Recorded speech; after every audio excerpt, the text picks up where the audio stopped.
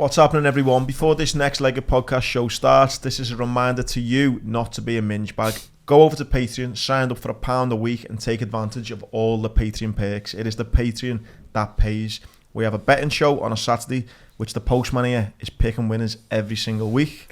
Yeah, the betting show comes out Saturday mornings, covers UFC and boxing, footy when we're in the footy season. But yeah, we're winning on a weekly basis. I can't remember the last week we didn't find some sort of winner. So yeah, as Andy says, don't be a minge bag, come and get involved. And as I say, it's one of the best communities that you could be a part of, isn't it? It's a belter. As well as the betting show on a Wednesday, me and Jord have a chat. That's where you might have seen on our Insta Reels about crocs, about harpooning people at the end of the night, all that kind of chat that goes on. And even better, every single Wednesday we do a raffle draw, and our sponsors Montrex give £100 gift voucher away just for being on Patreon. No better time to join. There's 30 plus episodes already that you can go back and watch. Again, no better time. Get involved. Don't be a minge bag. £1 a week, and we'll see you there.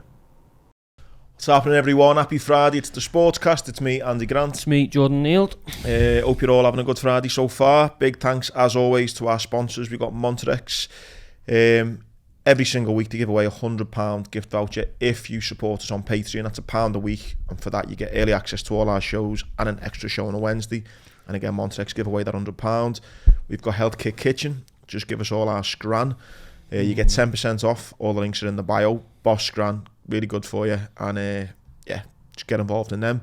We got Veer Clothing, 20% off them. And also, me and Jordan are a bit of a health kick at the minute, and I've been smashing all the supplements. We've got links to all that, all in the bio, so make sure you check them out. Let's go. When it comes to sport, lad, I think we might argue as per with our discussions this week, lad. That's what we should do. Told you this. No one wants to hear me. But you wind me up though, lad. I know, I do. But that's intentional a lot of the time. I don't know, you know. I think you say things, and then I go against it, and then you double down on it, but then you go, I was only winding it up, but you weren't. I was. I wouldn't intentionally. One thing I want to start on straight away. Let's go. Is Liverpool. Yeah, this was one. It wasn't. It was. What? Come on. So Jordan called for Klopp's head this week. So we got beat by Leeds. I didn't even watch the game. I was out with my mates because my mate had asked me to be groomsman at his wedding next year, so I didn't even watch the game. Seen a bit of few. Seen you say something in one of the groups that we're in. Well, our main group that we're in. So I was just fucking just messing around. I was like, he needs gone. And you were like, you're not a real fan. Get out the club. But did you see it on Twitter though? Yeah, but mate, the thing is, there was a kid on Twitter who wrote, right, we've had a bad half a season, wrote, can't even bear to watch the game tonight. This is the Napoli game that we done midweek. Can't even bear to watch the game. Depressed at what's happened to my club. Mate, we've had 5 years of being the best team in the world. So pisses me off, lad. There's a spoiled fans. Liverpool fans are spoiled beyond belief. You know, 12, 13, 14 games ago, we were the best team in the world. But mate, football does this. It's up and down. It goes in but the waves. thing is, like, if you, in all seriousness, going back to Klopp, if you get rid of Klopp, like which what some people are suggesting, and the media are starting to sort of get on top of it and stuff, where are you going? Nowhere. That's where we're going, nowhere. Yeah. There's not one human being on this planet that could make Liverpool a better proposition than they are with Klopp at the helm. Be stupid to be a short-sighted, stupid decision. And in reality, like, okay, we're not going to win the league. We went through the Champions League, and 15 points in what looked on paper a pretty difficult group. And if you look at the season, yes, it's been disappointing. But for me, Napoli are the most informed team in Europe. We've just beat them. I know they smacked us at their place, but that was early in the season. We beat Man City. We've still got the eyes on top four, which I understand is a disappointment now because of what we had, but that's now the aim. Like, you look at the season when we did win the league as well by, 99 points. The season afterwards, we were awful. Do you know what I mean? And I think maybe the way it is, Klopp plays, maybe it's, I don't know, just mentally, pushing yourself so far. When Liverpool have a great season, like they did when they nearly won the league, like they did last season, like they did when they actually won the league, there is always a drop-off afterwards. Yeah. And you've just got to hope that this is the season where it's a drop-off and next season they're backfiring, because they don't go crap overnight. No.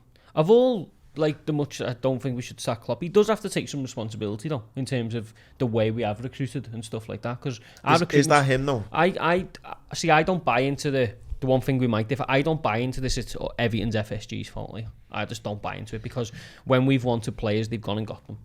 He said at the start of the season, he reeled off whoever our midfielders are all the way down to like Oxlade-Chamberlain, who hasn't been fit since like 2018, and was like, you tell me what midfielder I need. That, for me, as much as I love him, he has to take some responsibility for the recruitment. But he has also dropped hints of like, we can't operate in those ways and we don't do it that way, and so there are clearly restrictions on him. We haven't got the money of City and, you know, the likes of PSG, Newcastle and them now. We haven't got that Middle East crazy money, but we've still got money to compete. Otherwise, we wouldn't have signed the likes of Alisson, Van Dijk, and all these people. I know that, but we've had to sell. But when the money was there for Núñez, we didn't get no money for Mane. We barely got anything, did he? 30 million. Yeah, but in the end, we've paid like 90 million for this kid, haven't we? And so when he said, "I want Núñez," I know, but they went and got him. I can't off the top of my head think of the ins and outs of the season. But we got to the money we will have got in last season, right? And we've sold Mane. It's 50 mil. Fucking hell, lads. Yeah. But we've not spent a lot of money. I don't think it's realistic to expect them to go as a business. I think that fucking. I wouldn't want to be in the room with them, put them that way, because I don't think they understand the club or football for that example. But I think it's unrealistic to expect them to go, right, this is what we brought in, and then we're going to send out money that is like treble that time, because that's how fans want football clubs to be run. But at the same time, no, George, but sport's not a normal business though. Yeah, but it is now. It is a business, but it's not a normal business though. No, but the way they see it, they do not see Liverpool Football Club as... Well, that's maybe where the problem is. That is 100%, but every owner in the league, apart from, you know, maybe a very small percentage, operate clubs as a business now, and we've got to get... And I think I've seen some things saying that Man City's net spend for the last couple of years, or might even just be 1 year or 2 or 3, has been better than Liverpool's. The problem is, though, is they've already got players that are worth so much more money than Liverpool. So if Liverpool are spending a little bit more, it's because they're getting rid of garbage and bringing in really good players, you know what I mean? And they're having to be a bit more... for example, I'm more concerned, not so much about Klopp and this squad, I am more about Michael Edwards leaving, and what does that say about the owners? Because we're already moaning now, or I'm moaning at least, saying that they haven't pushed the squad on enough, whether that's through FSG not wanting to open the purse or not. Why is Michael Edwards getting off as well? So you're saying there, like, Klopp's got to take some responsibility. How do you know behind the scenes Michael Edwards isn't going, right, we need to be getting Bellingham in last season, we need to get this kid in, this kid in, this kid in, and the money's not there, and Michael Edwards is going, look, I'm doing my job, but you're not giving me the money, so the project's gone in. That's why he's moved on. It's those little things where, and I don't think, listen, I'm not saying Klopp cannot be blamed whatsoever. That's what I mean. Why don't we know? How do we know that's not Klopp saying, no, I've got these midfielders? Klopp's not had that relationship. He's not going to come out and slag the owners the way like Benitez did. But again, like, listen, we're all surmising because we're never going to know the truth. But just debating it, I just don't think it. I think it's more the owners you need to blame than Klopp.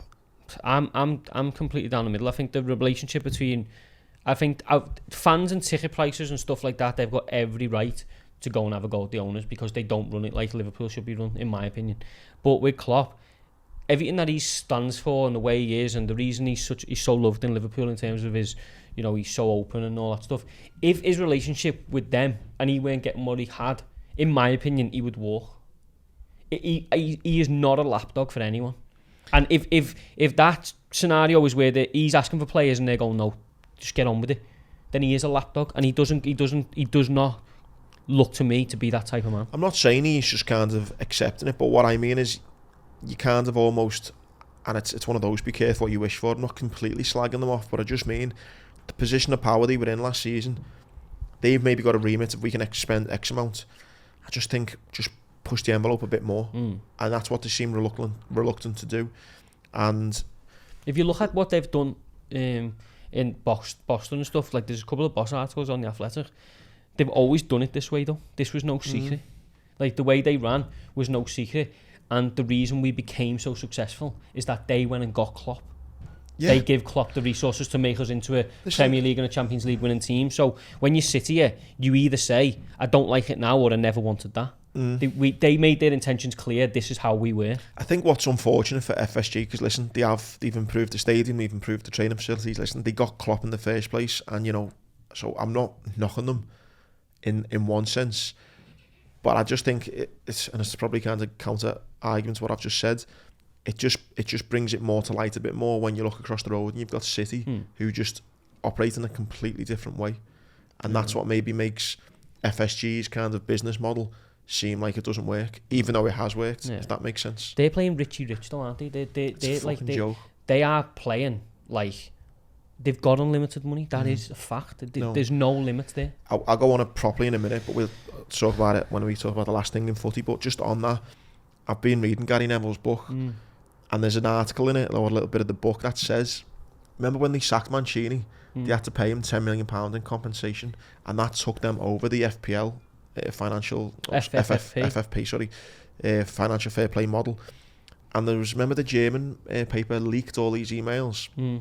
Basically, they go over that, and Man City basically say, look, if we sack Mancini, we've got to pay him 10 million. It's going to take us over the thing. We're going to get fined. And basically, Saudi basically go, who is it? Abu Dhabi, is it? Abu Dhabi basically turn around and go, one of our guys sits on the board of like this company. I'll just get them to send 10 million in a deal, and we'll backdate it. And it's literally done like that. So like the 10 million that they were over, they just then announced, oh, this company said they'd give us 10 million at the start of the season, just adjusted the dates, there it is. And then you follow the paper back, the money back, and it comes from the country, the royal family. You just give this company 10 million. That then went to Man City. It's fucking madness. I reckon if you went through every club though, it'd be the same, mate. There's so not much to that not on that level, but the way where football is now is so much of that goes on. There's so much backhanders and this, and that's why the distance between fans and clubs is so big. So just leave the teams a minute, because they want to talk about Newcastle and Everton and things like that. But on that then, on the World Cup and stuff, this Gary Neville, and rightly so in some ways, which I do agree with you, is getting a bit of stick for being a hypocrite. You know, he bangs on like he's this lefty kind of, you know, for the people, working man, you know, for all rights. Now he's off there getting his millions, or however much he's getting working in Qatar for the World Cup. So yeah, listen, he's put himself up there to get shot at. But when you read his book, right, he is the least of the problems that's going on in football. This book, it's called The People's Game, and it just documents from women's football to racism to politics to outside investment, it all. It's a brilliant read. I really enjoyed it. Got to the end of it now. I'm on like last chapter. Some of the things that you kind of forget about, you realise just how fucked football is. They talk about racism. Nicholas Bentner scored a goal years ago, lifted his top up, and he had a like Bet365 on Paddy there. Power, yeah, I remember that. Paddy Power got signed, got fines like 80 grand. That same week, one of the Champions League games, we're all doing monkey noises and stuff, got fined like £6,000. Oh yeah, the disparity's, you know what I mean? A joke. Like the racism in football and stuff, and you hear some of the stories and things like that. It's a fucking disgrace. Yeah, like, that's one aspect. The only reason I can't get on board with him is because when that book, if you read the description, it's like, what can we do to make the game more inclusive? What can we do for women's football? If you put on the end of that, don't support the World Cup in Qatar, you've got your answer to everything he's trying to answer. Do you know what I mean? You can't say, how are we going to promote women's football, then go and be involved in something that clearly compresses women's rights. Yeah, 100%. His argument will be, I'm going over there and want to try and, you know, educate people and show people and let the Qatar people see that, you know, it shouldn't be like that. My then argument though to him would be, unless there's some sort of like, do people think that we're going to go to Qatar, have a World Cup, and then afterwards they're going to go, you know what, just seeing loads of women playing football, and we've seen loads of gay people, you know, we're going to just scrap all that. That's not going to happen. He's the pundit with the biggest platform in history, I would say, in terms of modern day football history as a single standalone pundit. I think him and Gary Lineker have got. Yeah, Gary Lineker the same, because of like endorsements and that, whatever. But he would be better to go over there as an individual and shine a light on all the shit than he would be to get in bed with it. Didn't he, with the overlap? But if he gets in bed with a broadcaster who, going back to what we were saying about money coming this way and money coming that way, will be funded in some way or form, or be getting money from, you know, the same people who are given these crazy rules, and he is then an employee of them. But does that mean that he can't say anything? No, but it means that what you say, you have to back up. If he was saying, like, for example, if someone like Micah Richards goes, no one would bat an eyelid, because he's never ever said on the contrary. He's never stood up and gone, I don't agree with this, I don't agree with this, this is wrong, I support this sort of demographic of people, because he's just not got involved. No, but this World Cup was going to happen whether Gary Neville goes there or not. Exactly, but if he wasn't to go, he would then look like a genuine person. In my opinion now, him going there and talking about it, he looks, everything he said, you might as well just said that is bollocks, because you're not backing it up with I know what you mean, he hasn't helped himself by going, but when you read this book, he does shine a light on some of the problems, and there are bits of it that are hypocritical in it. There are bits, not so much by him, but just some of the things. So I've just like put up a couple of bits to talk about. So the racism already mentioned, like the politics in it is mad. So if you turn around and you said, for example, a little bit like Qatar, and it just comes back to money, like most things in life. If you turn around and said, you know, should Saudi Arabia be allowed to buy a football club, essentially, which they've done in Newcastle, and you say like, oh no, they shouldn't do that because they execute gay people and they execute journalists who say bad things about them, and no, we shouldn't allow them. But then let's say, okay, yeah, we did allow them to buy it. We sell 20 billion pounds worth of arms to Saudi Arabia every year. So how can you on one hand go, oh, we shouldn't really let them buy one of our clubs, when this own government sells them 20 billion pounds worth of arms? It is wrong, but yeah. So you could then turn around as a Newcastle fan, Geordie, go, you know what, I'm not going to go to the game because they're bought by a country that doesn't support gay rights. So you say, you know what, I'm not going to go there, I'm going to go round to my mates. Okay, you ring an Uber. Oh, unlucky, because the same investment fund that bought Newcastle owns, I think it's a 5%, as of 2019, a 5% stake in Uber, which is worth about, I think, what was it, 3.4 billion.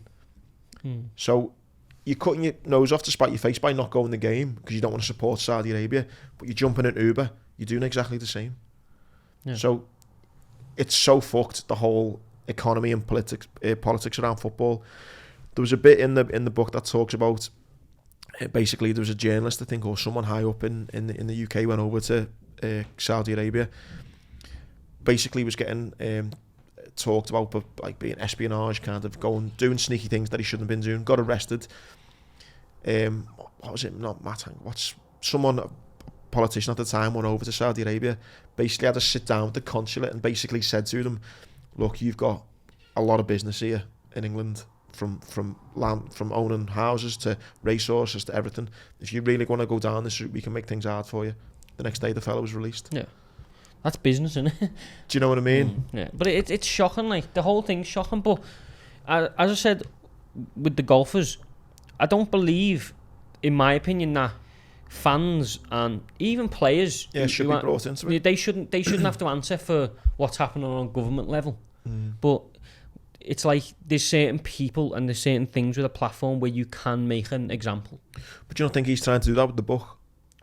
Yeah, but so if Gary Neville would have released that book and had read it, and then he'd have been against the World Cup and used this platform to tell people how fucking wrong it is, then I would respect him 100%. But I think he did try to do that with the overlap. But all he's doing now, though, basically, he went over there and done an hour's documentary out there, and he asked those questions. But if now he's just in the studio with everyone else, getting the money paid into his bank. I know what you mean. Then. Listen, it hasn't helped him, but at the same time, I think I think it's just disappointing because we're looking for someone to be genuine and someone to shine a light on this World Cup for what it is. Someone with a platform. It's all right, I was talking about it. We've got a platform, but not on that level.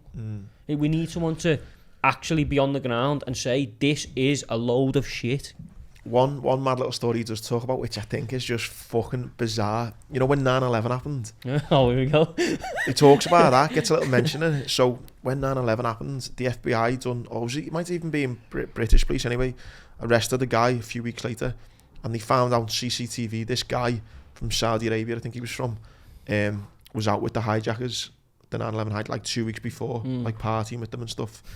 And he ends up like getting arrested, and because of like his links to Saudi Arabia and then oil with America and like bits and like all this stuff, he basically like just got like let go type thing, like just nothing really happened to him. Like it's so mad. The world's dodgy enough, lads, and when you had sport in just muddy waters. And then bringing it closer to home, he talks about obviously the gap between the like Premier League and the Championship, and how like it's basically, you know, if you're one of these yo-yo teams like Norwich and like who come up this year? Fulham. It's basically like you've got like a 33% more chance of getting up again because of the parachute payments. Yeah. So if you finish bottom of the Premier League, you get something like 100 million. You finish top of the Championship, you get about 8. So I think you get more for winning the playoffs than you get for winning the Championship. So for example, Huddersfield, I think, got beat in the final, didn't they, at the playoffs? They'd be on a budget of 8 million. Burnley get relegated. They would have got a parachute payment of 40 million. How's that fair at the start of the season? So they go into all that. I won't go on about Gary Neville anymore, but it's a really good book. Mate, the separation of fans and clubs is a joke. Anfield the other night, which was I was like, it was great to go along. Got invited by someone we were doing work with to take us, and it was great. But Anfield is just fucking cesspit of shit. In what sense? It's just like everyone there. I would say. It's probably only... You were in the prawn sarnie brigade though. Yeah, but where's not? The cop. That's it. The cop is what percent of the... The cop as well. Like, there's people just like... It's everything about it just doesn't feel like... Anfield doesn't feel like what it should, in my opinion. Apart from the very odd big game that we have a season, I think we probably have. What do we have in a big massive game where you fucking There's a good going 6? 5 to 10. Yeah. And near the nights when somehow everyone from Height and Bootle never get in. Yeah. But on them games, it was just like, what is going on here? It's like, just like bit of a Nottingham game, was it? We were qualified already, so it's a chance for... Yeah, but do you know what else was interesting? I read the other day, do you know only 19% of Premier League games are played at 3 o'clock? Really, yeah. How mad is that? Doesn't actually surprise me now. It never seems to be. I hate a 3 o'clock Saturday. No, but it's tradition, innit? That's what all games should be. 4 on a Sunday for me. Yeah, but that's because you don't work. I never work on a Monday. I love it. Yeah, that's what, like, 19% of games are played at 3 o'clock. And I think if you're in the top 4, it's even less than that. Yeah. Because you'd either play Sunday late because you played in Europe, or the TVs all want you on at 12:30. Did you see much of the Champions League apart from Liverpool? No, not really. Have you seen who Liverpool can get in the next round? PSG, innit? PSG, Bayern, Real Madrid or Porto. Oh, sorry, is it Benfica or Porto? One of them. We'll definitely get Porto. We get them every year. I know. But PSG, Madrid or Bayern. Yeah, we get fucking tonked by all three. Yeah. But I seen City's lad, 17-year-old, scored, didn't he? I've not seen it, but I've heard Pep raving about him. 17 scored in last night. But yeah, if we get one of them today, it's gonna be grim, isn't it? It's not gonna be nice. I do feel for a lot of players as well with the World Cup just around the corner. A lot of them are getting injured, aren't they? I've seen who's the lad just walking off the pitch on... Son just smashed his face to bits, didn't he? Son's, I think, was he going to be going to the World Cup anyway? I don't know what he's doing, but he's injured, yeah. Who was it? Chilwell, is it? I think injured. Ben Chilwell, yeah. Reece James injured. Trent still ain't going to go. Lad, what is going on with him? He got megged twice in 10 minutes, you know? That player's heavy, though. Kvaratskhelia, can't even say his name, but he is about as good of a player I've seen at Anfield in a long time. Yeah, he's a good player. When you're watching a game, there's special players in the world where he hadn't even touched the ball yet and the game was revolving around him. Like, you could see we were terrified of him. You could see his confidence that he knew the ball was coming. Then he megged Trent. Twice in 10 minutes. Again. Then he put that ball in for the goal, which was amazing. But it was just little things like when you watch it live. He sort of, when he's running at someone, he did it to Milner once. He sort of kicks the ball so you think you can get it, and then he's gone. He just glided past Trent like. Oh mate, I would, in our very Patreon light for right now, I would shot my penis off for him to play for Liverpool. I would. He is special. Wow. Honestly, I can't even remember if we had players I've seen at Anfield I've been more impressed by than him. Yeah, no, he did look good. Going on to Everton. You know, the thing about Everton right at the minute, listen, they got a draw against Fulham who are impressing a lot of people. They're playing, do you know the thing with Fulham is, like, sometimes you see these, don't you, and you're like, it's sort of a bounce, it's gonna level out. Mate, they play good footy, you know. Yeah. I mean, they're 7th in the league, above Liverpool. Woo. Summer team, boys. Fucking Everton above Liverpool, aren't they? No, they're 12th. What else do you reckon you would have got now for us to be within 3 points of Everton? We're 2 points of Everton. Yeah, we've got a game in hand though, hopefully it's 5. It is just a mad season, I think, though. You look at like the teams who've kicked on, like you look at Spurs. They're in disarray now, aren't they? Getting rid of Conte, you know? What do you mean getting rid of them? They want him out, don't they? They're just not happy with the style of play, which I think they should be careful what they wish for, though. I do. He's a good manager, Conte. You got Arsenal having a season, Newcastle, kicking on. I thought they'd do well. I didn't think they'd do this well. I don't think it's a true reflection, though. I think... Well, that's what I mean. It just looks like... You look at the Premier League now, you've got Leicester and Wolves in the bottom 3. Wouldn't have thought that. Yeah. Forest are the only one you'd argue and say, yeah, you could expect them to go back down, but it just seems like just a mad Premier League. Yeah.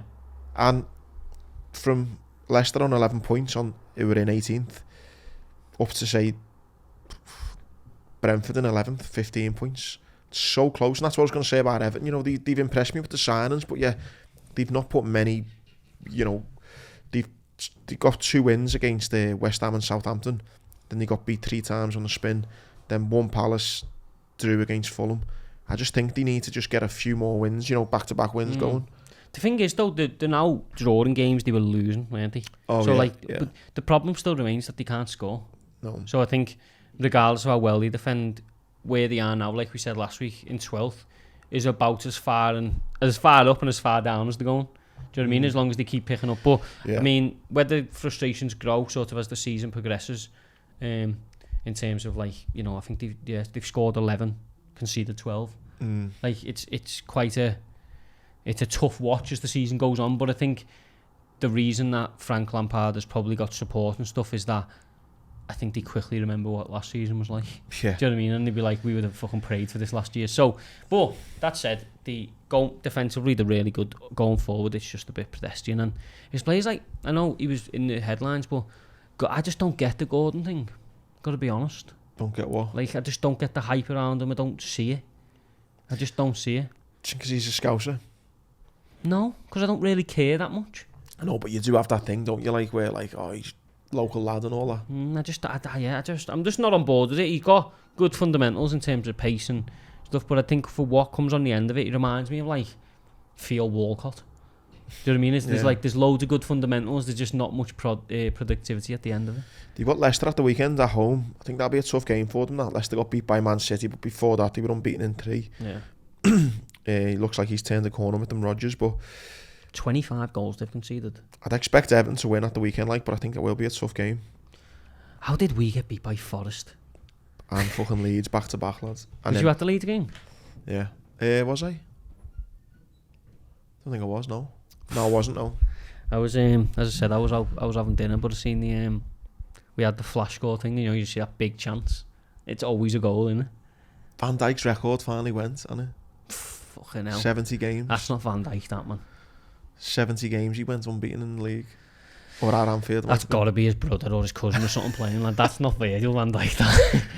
He looks about 2 stone overweight. Don't even want to talk about Liverpool no more. But who have we got this weekend? Tottenham. Sunday 4:30. Absolutely fantastic. But it's a good opportunity, though, to close the gap, innit, I guess. But you know what's mad about Liverpool? Last thing I will say on Liverpool. It would not surprise me one bit if after the World Cup we go unbeaten till the end of the season. Not me either, but it's too late, innit?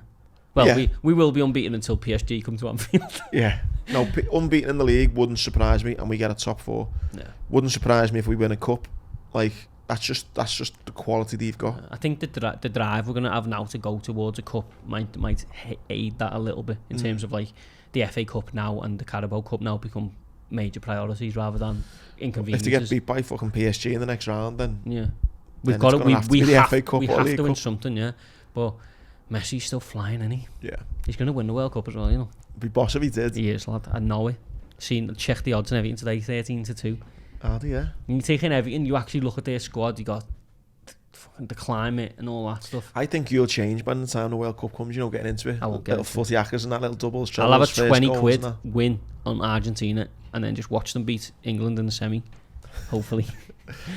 You were having a $5 a week on England to win it. What happened to that? That's gone. That's stopped that, lad. You had an England shirt on and everything. On that little betting note, though, I know we do a betting show on a Saturday. I've got last 2 weeks flying, 10-1. And a 4-1. You paid for my dinner on Saturday night. You're very welcome, lad. Well done, lad. I'm fucking terrible at footy betting as well. Anything else on footy? No. Just it's fucked. If you want to go and not that I'm getting any kind of endorsements for mentioning but go and read Gary Neville's book. It's good. I listen to it on Audible. I reckon hopefully he might U-turn and then I'll buy it. In golf, I seen Johnson finished off his season on 35 mil. That's not including his 100 million sign-on bonus. Da da da da da. 100 mil sign-on bonus. That's just 35 mil. That's scary money, lad. Yeah. Proper scary, lad. How old is he as well? Early 30s? Something? Oh, yeah. But, I mean, how do you get that money, though, and continue to drive yourself to the golf driving range and that, you know what I mean? Do you reckon that's tax? Well, obviously it is tax, but I mean, so straight away just 50 mil? Or do you reckon he's got ways of, like, funneling it? No, it definitely is not going, like, in the way it would if me and you was to receive it where we, like, live in that. When it's backed by Saudi and stuff, there's something going on. There's going to be £1 million house there that's in your fucking sister's mate's name. Hello, Dustin. Welcome to your new house in the middle of fucking the desert. But yeah, it's definitely not as straightforward as we see. But as I've just got this article up, I've seen it the other day as well. They're after more players, aren't they? Well, there's new recruits by very soon. The arguments are going on as well. Oh is it? my God. I can never say his name. Is it Kopka? Brooks Koepka And Mickelson. Oh, see that? They were having a little jab. You've never been number one. Yeah, and then he goes, "You want a green jacket?" So that just reminds me of Happy Gilmore. That film. No, I've not seen it. Have you seen Happy Gilmore? I know what it is, but I've just not seen it. That's actually just like petty arguments at the top table. But there's that much money involved. It looks a bit petty, but that runs deep. Oh yeah, it is. That runs so stings, deep. Mate. Yeah. With your even any golfer just reading that on BBC Sports, Sky Sports, whatever it may be, it's like, what the fuck? Especially if you've beat him as well. Yeah. I don't know, like, imagine if I was just well better at you than something, but it was just known, and then you just go off, and I'm like, oh my God, you cheeky bastard. Do you know what I mean? Yeah. I mean, you know, we were sort of seriously debating it on another sport, but I mean, golf is about as deep in as anyone. Yeah. Into the whole thing. But it's, as I say, you know, for me, them players have never expressed sort of any political sort of allegiance. They are just numbers on a board, mate. That if his name's not Dustin Johnson, it could have been Barry Jones. Do you know what I mean? He is a commodity that they want to play in their tournament, and I don't think anyone's turning down that money. No. Do you know what a mad little story? Did you see this? So I went to one baseball game, right, which was the New York Yankees against the New York fucking Mets or whatever it is. So it was a derby, and I was in New York, and I thought, this is the worst thing I've ever been to in my life. Like, by far the most boring thing. In the World Series the other night, which is obviously the big thing, the team that lost didn't hit the ball. Really? It's like a historic thing, did like a no-hitter or something. Well, it's bullshit anyway. It's not the World Series, it's just America. How are they world champions? Yeah, it's true. It's very like valid. No one else plays baseball. Yeah. The Astros won with a historic no-hitter. They didn't hit the ball. That's like so playing rounders on the fucking schoolyard, and like year 11's playing the year 8s and just bombing it at them, and they can't hit it. It's a bullshit sport, baseball. Yeah. I'm sorry. Like, I am deep in on the NFL now. Like, I love it. But baseball is the biggest waste of time. It goes on for about 9 hours as well. Like, it's like even more boring cricket. Did you see that on cricket this week? I take a stance on it just because my half likes it. I just refuse to admit that I would ever even associate with it. Well, I seen a thing and it said that basically there's some, not all, cricket matches people are probably listening thinking Andy knows fuck all, and I do know fuck all. I don't know. But how can you take a sport serious when sometimes it's the weather that fucking makes the game final or not? No sport should have a tea break. No sport should have a weather break though. Yeah, tennis does. Yeah, but so for example, though, if me and you are playing tennis and I'm beating you, and then it starts pissing down, they don't just go, "Oh, unlucky," then that's it. They start again. Yeah. In cricket, I seen listened on the radio, and it said like they need like X amount more runs, but it started raining, so the game's over. We're like, what? To be fair though, that's a load of shit. Do we think it's shit, or as once aspiring athletes, have we absolutely dropped the ball by not getting involved? It seems like the easiest sport in the world. I played it in school. Like, was you good? Quick cricket. Oh, with the blue bat? Yeah, in the PE. Yeah. Don't mind that. Bit of quick cricket. How can you get invested in a sport where if it starts pissing down and you happen to be behind, you're fucked? Just praying on the weather. That's what I mean. You'd be having fucking rain dances, wouldn't you? I don't know what's a better job. A fielder in cricket or a substitute goalie in the Prem. Just thinking of jobs where you don't have to. The best jobs in the world. I do sit though, honestly, and just think sub goalie is about the best job in the world. There's no pressure. I once met, didn't I? So I spoke a couple of times at Man City's. So James Milner, when he was at City, raises money for Help for Heroes. So I got asked to go and do a talk and met all the City players and all that. And ended up like on the air with Joe Hart and Richard Wright. Legend Richard Wright. And Richard Wright though, boss fella give me his number and all that, and he gave me his person that Nike's details, and I was getting Nike stuff sent to me all the time. Yeah. Love it. Yeah. It's not what you know too, you know what? Oh, everything in life. But he's a nice fella, him. Yeah. Love it. Mate, but there's no pressure. It's like even when you play, everyone expects you to be shit. Yeah. So there's you don't have to do anything. No. But it's not morally. Like that Andy Lonergan played for us, won the champs with us. He listens to the pod. Does he? Yeah. You are a legend. He won the champs with us, with all the boys. Obviously, Klopp was speaking really highly of him, going, yeah, he's great for the group. Just finishes the contract with us, over to Everton. I know. Legend. Mad. Smashed it. But I wonder though, mentally though, is that not like... But he had a good career in the lower leagues, didn't he? Yeah, but I just mean if your kids are Dad, are you playing today? No, you might see me on the bench, mate, but then you go, do you know what? Let me tell you the story. See, when Liverpool in Champions League here, I was there with them. Yeah, I suppose. Not for me though. And then you go, look, do you want me to WhatsApp Bobby Firmino now? Bobby's like, who's this? And they! who this? But, yeah, legend. It's my dream job. Another legend, mate, of the sport, Formula 1, Max. Cheat, lad. He's a cheat. Well, that's what I was going to say. Has the whole Red Bull win been clouded by this £7 million? Mate, they got $7 million for breaking the rules. And I think they can do 10% less research or something broad like that on aerodynamics. But how much did that affect it though? A lot. Mate, the best car by fucking... The other week, he was 8 seconds behind. He managed to catch Lewis Hamilton and then managed to go past him and win the race by 2 seconds. See, I just honestly, right, as much as I enjoyed Drive to Survive, whatever it's called, there is a bit of me that goes, what is sport and what is just, mechanical geniusness. Yeah, and I totally get that. But that's the argument that F1's always going to have to fend off. Yeah. But the benefit they've got now is narrative. People are asked who drives for who. People are asked who drives for Haas and where this person's going, and they've built that, which is good. But the sport, although they are trying to, with the rule changes that are coming in and stuff like that, they are trying to make it more sort of... But they hit the perfect thing the other year when Max and Lewis had very similar car. And then, the reason that Max always beats Sergio Perez, and know his engineers might be a bit more switched on and his strategy and all that stuff, but you can't say there's no talent because he's driving in the same car as someone else and still consistently beating him. Do you know what I mean? But would it not be better, and listen, I might be completely way off saying this and might sound really stupid, but would F1 not be better if everyone just had the same car? Yeah. But... it would. And then you'd know the best driver is. It would 100%, but then it wouldn't. So a lot of the intrigue with F1 is who can build the best team, who can build the best car. Well, can they not do that and just have robot drivers in it then? Yeah, but then, that are all the same. But then there's no narrative, is there? So when you sit down to start an F1 season, your goal is to, yes, have an amazing driver, and yes, be able to get to the track in great sort of condition every week or every other week. But you have to build a back team.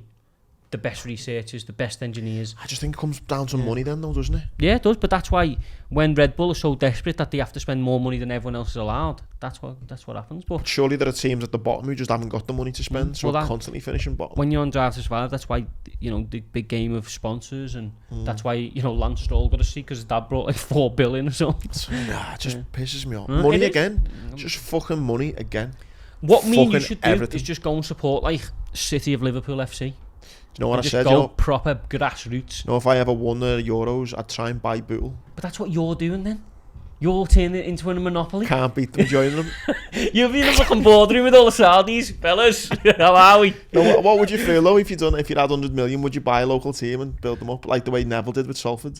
No, because another hypocritical thing, he's on Sky Sports going, you can't be sacking it. He sacks managers every fucking week. I know, sacked 2 or 3. He talks about it though. And listen, read the book, he talks about it all. If he U-turns, I'll buy the book hard copy. I've listened to it on Audible. But yeah, no, I wouldn't, But do you know what I would do? I would because I feel like them teams, the likes of Bootle and City of Liverpool and all these teams, Marine, for people who can't afford football, that's their 3 o'clock on a Saturday. Do you know what I mean? So I would maybe try and do something where I'd try and get into, you'd never do this, but I'd try and get into Liverpool, and then I would have this discussion with my dad at the game the other night, try and make one stand like £6 a ticket. Free, yeah. And then you can't, you know, every time you've been, then someone else who hasn't been gets to go and stuff like that. Do you know what I mean? Because how many kids do you reckon? I don't know. They try and do that for the League Cup games, Liverpool. But that's shit, lad, because no one wants to go. Imagine you said to a kid in a school, right, here's a £6 ticket to go and watch Liverpool versus Man City. Not only are you going to get to see Liverpool, you're going to get to see Haaland, who you love, and watch him play on FIFA. Yeah, yeah. How many school kids who used to... Do you think John Henry's having this conversation down in Boston? No, but for the schools you speak in, how many kids in there do you think have been to a game? Yeah, not many, but they do. Liverpool do try in the League Cup to do that. But that's bollocks, in my opinion. That's an easy way out. Because no one wants to go anyway. If I give you a ticket for Derby, don't say it because we're getting recorded. If I said to you, and there's a ticket for Derby, would you go? I'd probably take Alba. No, not on my own. I'd take Alba, but I'd take Alba. Yeah, and that's good, and I'm glad she gets to go, but she should get, and which she has for you, which is brilliant. But kids should get the opportunity to go to a real Liverpool game where the real players are going to play, and the players they see on FIFA are going to play. Well, I'm going to go against you and say that when I win the Euros on Friday, I will be putting a bid in to buy Bootle. Monday morning. Good club, Bootle. You know what? I should probably go down there and watch them a bit more. The absolute run around there once. On their stadium there? Yeah. They've got the ground. There's a centre mid, I forget his name, but he was fucking brilliant. He was about 36. Yeah. Don't know how he didn't make it, but he's fucking good, or I was shit. One of the Probably a bit of both. Yeah. Do you have any UFC? Because I want to finish on boxing, because boxing was interesting. Yeah, we've got a good card this weekend. Not that I'm going to take it up with time on this show. I'll do that on the betting show. But obviously it's getting a bit more interesting the next few weeks because we've got Paddy fighting in UFC 282, which is against Jared Gordon, which for me is a great matchup for Paddy. And then next week Molly's in the biggest fight of her career. She's the underdog. Yeah. It's so interesting to see how this plays out, because I want, just from a personal kind of level, the Molly meatball train to keep on rolling. Yeah. But I'm a little bit nervous as she's coming in as the underdog now. Erin Blanchfield is very, very, very good. She's only like 23. She's just like...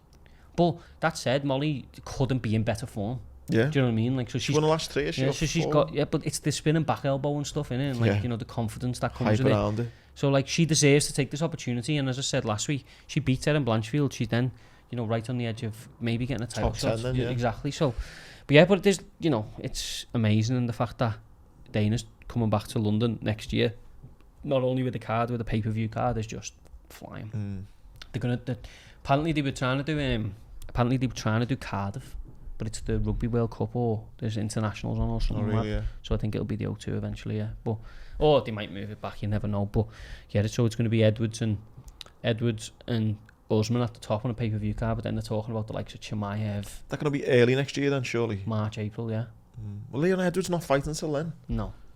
It seems like a long time out. It's a hard fight, that though. But it's like I said last week, he's getting pulled left, right and centre doing media, and he's trying to create a bit of legacy outside of the ring as well, isn't he? Well, he's got to make money, hasn't he? I mean, he's going to get weighed into fight Usman as the champ, but it's like a lot of what he's doing now, similar to what you see with Paddy and that, he's making his money. He's got it. Like, Leon hasn't got 10-15 years left in the game. He's the champ for now, and hopefully he beats Usman again. But it's a very tough fight, so you don't know how long you can cash in on this. We'll fly you to Abu Dhabi, or we'll fly you to here. Yeah. You saying, in an interview, he hasn't paid for anything since he become champ. He said literally can't pay for anything.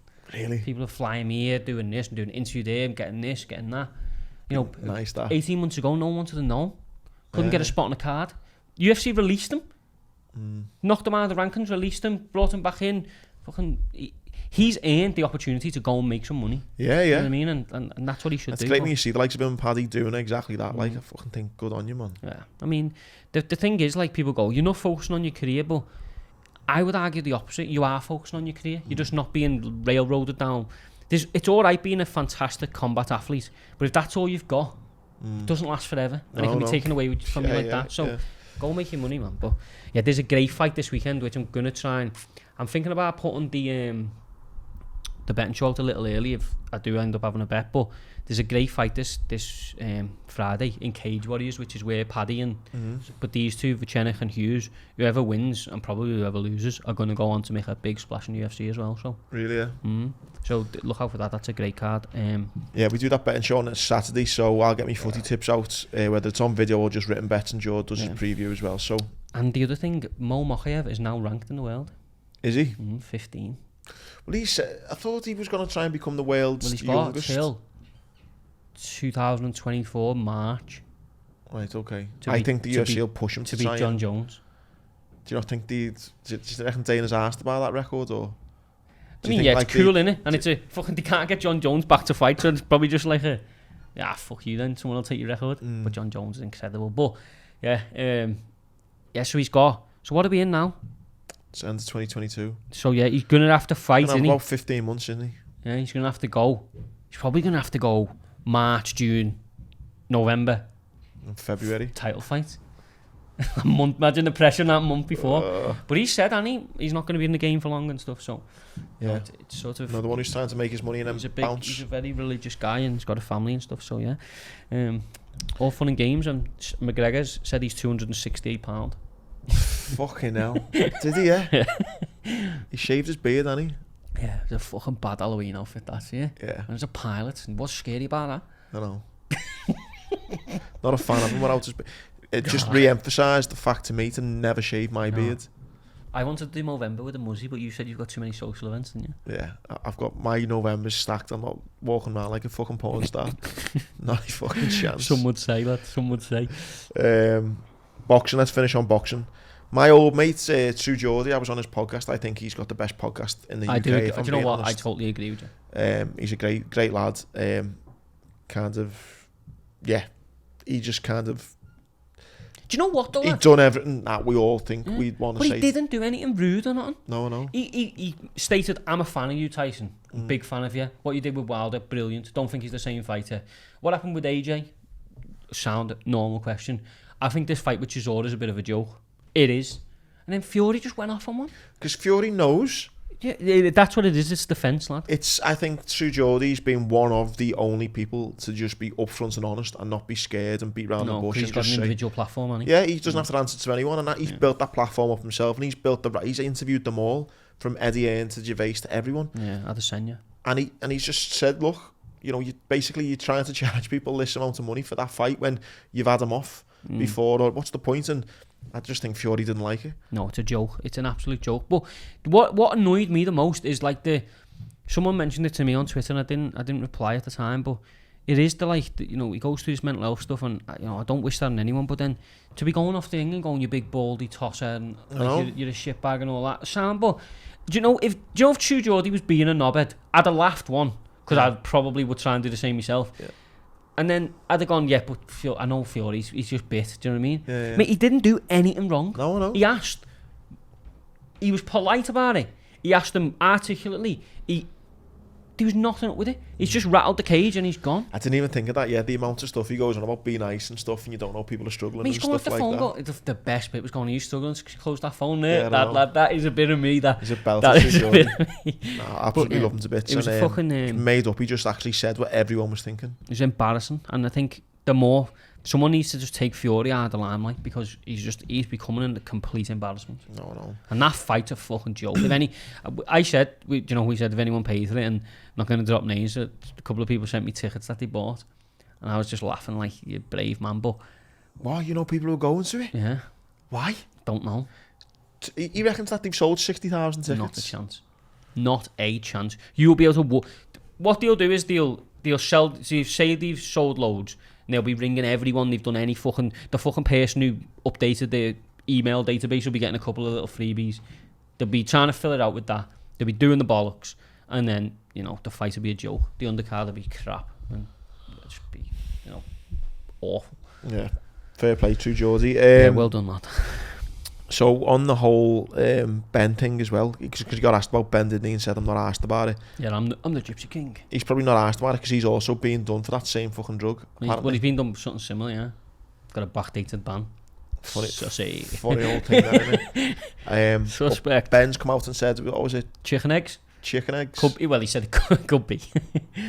He's just fell off the face of the earth now, from what I can see. Yeah, he has. He done an interview with the Sun, which is always a great outlet to do.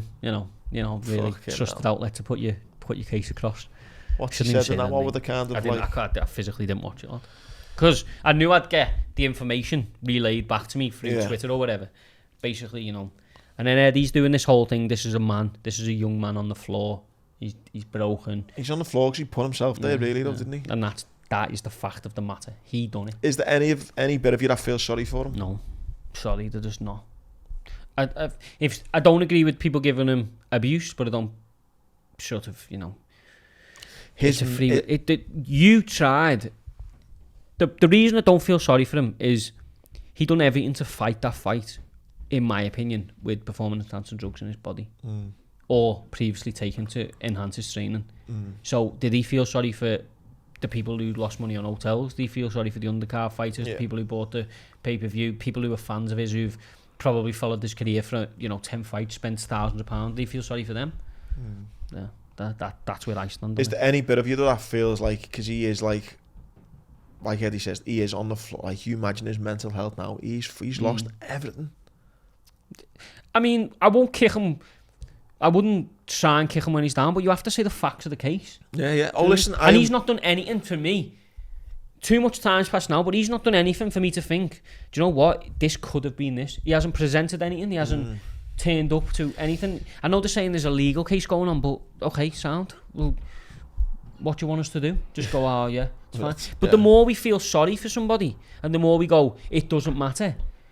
Somebody in a gym somewhere will go, I'll take it, because if I get caught, what the fuck actually happens? I'll delete my Instagram. Be alright. I agree with you. I'm just being devil's advocate to think that is a man who has fucking lost everything. But like you say, he's brought it on himself. But what about... And those chicken eggs. I feel sorry for...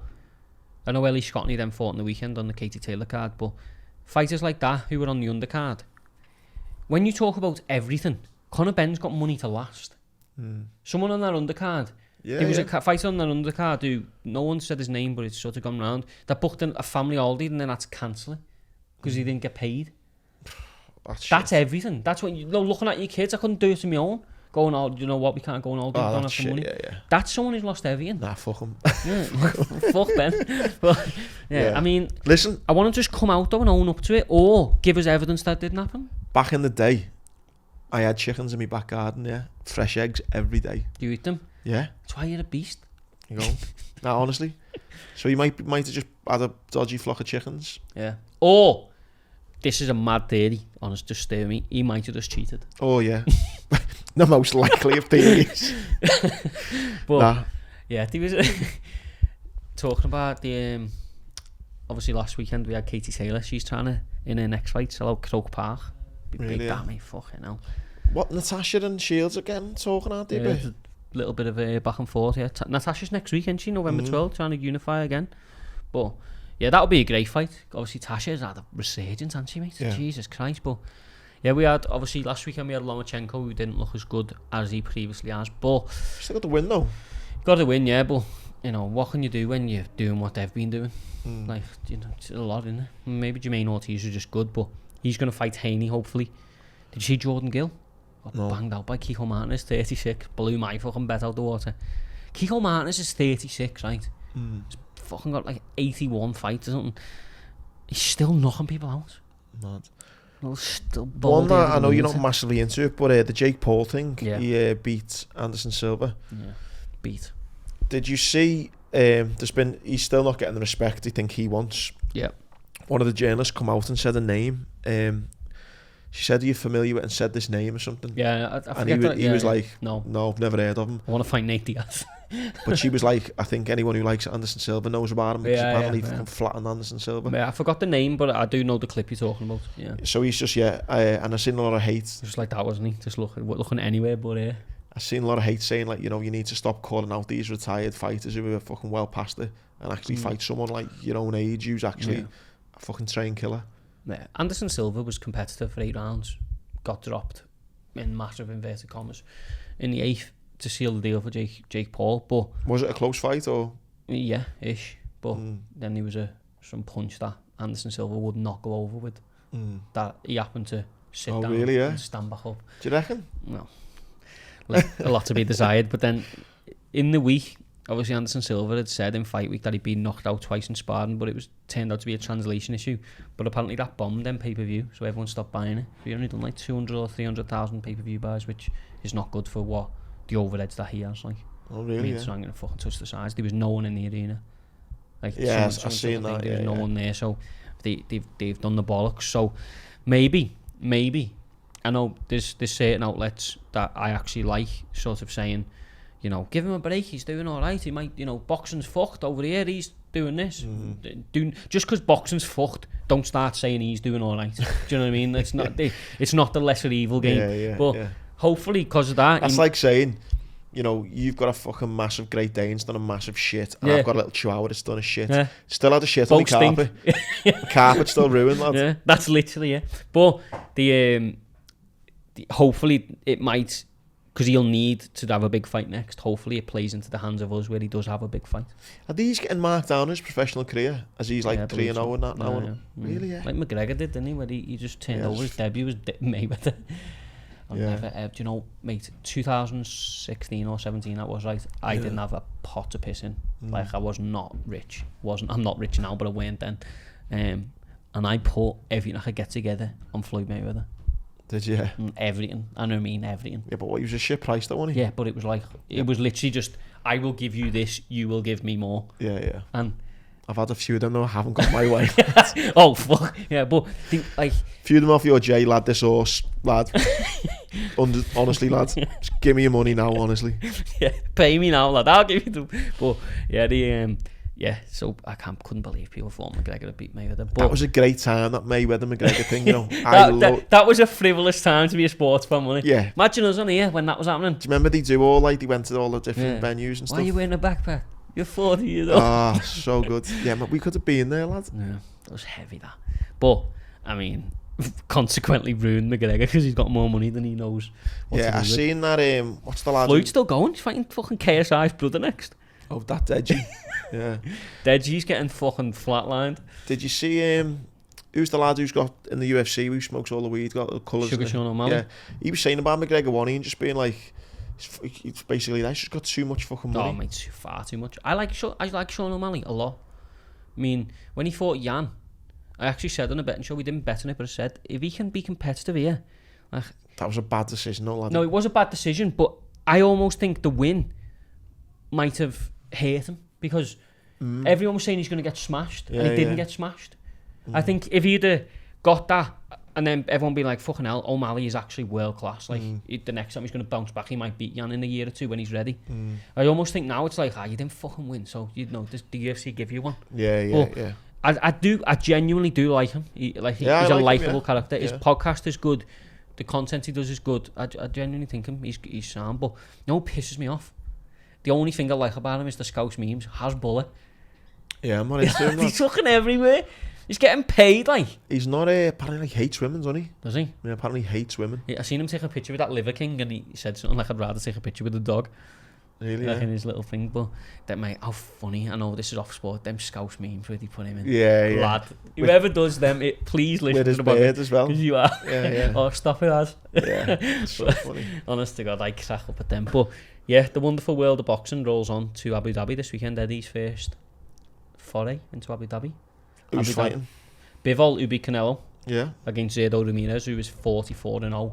Oof. And has always been considered one of the best sort of fighters that were coming through. Never really exploded, but it's a fucking serious fight. This, like, really good fight. And we have got on the undercard Zelfa Barrett fighting for a world title, obviously a Brit. Chantal Cameron, Jamie Moore's world champion, fighting Jessica McCaskill for every belt at super lightweight. Galal Yafai, Cal Yafai, and then down the bottom, Campbell Hatton. Is he? Yeah. But this is Eddie's first, the champion series he calls it. So Abu Dhabi have got their hands on Eddie and on Dana. So the fight capital of the world will be Abu Dhabi in 5 years. But yeah, it's a great fight. It'll be the new Vegas, you reckon? Yeah, it will be. Because it's more... You can't drink or gamble out there, though. You can't, I think. Can you? I don't think you can gamble, but you can definitely drink. You can 100% drink. That's like fucking shagging but not coming at the end, that. Yeah. For me. Yeah, you can drink, but you just can't put a 14-fold accumulation on just to take it over the edge. Not happy. Yeah, but the top of the bill is a great fight. It's actually a fucking good card, you know, to be fair to Eddie. I mean, Rakhimov versus Zelfa Barrett is a good fight. I mean, Zelfa's going to be from Manchester, obviously. was sort of with Pat Barrett, his uncle. He's a good story. His mum passed away like not so long ago, and he fought. That's not that good bit of the story. No, but he fought on like an anniversary, like a year later or something. Oh, did he, like yeah? on the day, yeah. I think I've seen so this. he's got a great story, but he's really up against it in his fight. He's only had sort of like 6 weeks preparation because Joe Cordina fell out. So, but then I think that fight with Chantel Cameron and Jessica McCaskill is about as good a fight as you're gonna see. I like Chantel Cameron. I think McCaskill is a proper live underdog. I think the winner will fight Katie Taylor at Croke Park, because I reckon she might get rid of her belts, bring all these belts and go for them belts, fresh belts at Croke Park and all that stuff. But yeah, you got Galal Yafai on the undercard, Cal Yafai, 2 brothers, and then I say Campbell Hatton carrying rolling on. But nice. Yeah, it's a good card. It'll be on time friendly, I think, as well. You having a little bet on any of them, are you? A lot of them, yeah. So we'll have the UFC card, which is not massive this weekend because of 281, but Marina Rodriguez had Amanda Lemos at the top, so a quality fight. There's a couple of quality fights on there. So yeah, we'll have bets on there, bets on the boxing. And you I'll do my 3 homes, 3 aways, like I say, I had them in the last 2 weeks. Also, just a little side note as well, if you do enjoy this type of chat me and Joe do, get over on a Wednesday. They've been had a lot of good feedback from them. They've been fun, haven't they? Been interesting, haven't they? I think what we said about the pod, like just in our off the pod, we've kind of spoke about it. It's great to have guests on and that, but I think there's so much shit going on in the world. Yeah. It's just nice to sit and listen to like a couple of mates talk shite and you can laugh along with. Well, we had Bobby Schofield, didn't we? Which was probably, do you know what? All things considered, might be my favourite, you know? Yeah, it's a lot of boss feedback from that as well. So then we've got another really good podcast coming up. Yeah. That we're recording. The Patreon show for me though is just the ultimate escapism, innit? That's what I'd say, escapism. It is exactly if that. You like the small arguments me and you have on here, you should come and watch a real one. Oh yeah. It's like watching white collar boxing and then going to MSG for the world title fight, because we get into it on there. Yeah, no, it's a good laugh. But as always, thanks again for all your support. Yeah, have a boss weekend. By the way, just before we go, don't want to cut you off, this weekend is the winning week in FPL.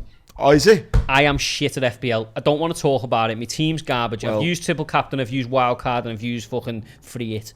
I'm close to bottom of the league. I'm not talking about it again, but if you win 200 quid next week, good luck to you. I will talk about it. You know what I done? I was flying in it. I went flying, but I was like 20th, 30th or something.